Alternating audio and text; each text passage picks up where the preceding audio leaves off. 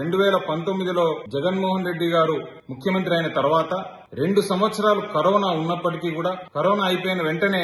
ఎన్నో కోర్టు లిటిగేషన్లు ఆ కాలువ మీద ఉండేటటువంటి ఎన్నో ఇబ్బందులు కూడా ఎదురించి అవన్నీ క్లియర్ చేసి కాంట్రాక్టర్ ను మార్చి కేవలం చంద్రబాబు నాయుడు గారి ఆ కాంట్రాక్టర్ అయినటువంటి సీఎం రమేష్ గారు అది ఫినిష్ చేయకపోతే కూడా ఆ కాంట్రాక్టర్ ను మార్చి లాస్ వచ్చినా కూడా ఆ లిటిగేషన్స్ అన్ని క్లియర్ చేసి వర్క్ చేపించి 2024 ఫిబ్రవరి 26వ తారీఖున జగన్మోహన్ రెడ్డి గారు కృష్ణమ్మ జలాల్ని కుప్పం ప్రజలకు తీసుకొని వచ్చి ఒక చరిత్ర సృష్టించారు. నేను ఒకటే అడుగుతా ఉన్నా, మేము గానీ అది కంప్లీట్ చేయకపోయింటే ఈ రోజు కృష్ణమ్మ జలాలు కుప్పం వరకు వచ్చేవా అనేటటువంటిది కూడా మరి కూటమి ప్రభుత్వం వాళ్ళు ఆలోచించుకోవాలి. అంతేకాకుండా ఒక ముఖ్యమంత్రి స్థాయిలో ఉండేటటువంటి వ్యక్తి ఇన్ని అబద్దాలాడి 15 సంవత్సరాల తర్వాత ఈ కుప్పానికి తన సొంత నియోజకవర్గమైనటువంటి కుప్పానికి కృష్ణా జలాలను ఇవ్వడం మరి ఇంత ఈ డిలే కారణం ఏంటో కూడా మా అర్థం కానటువంటి పరిస్థితి కూడా మీరు ఆలోచించాలని కూడా మీకు తెలియజేస్తూ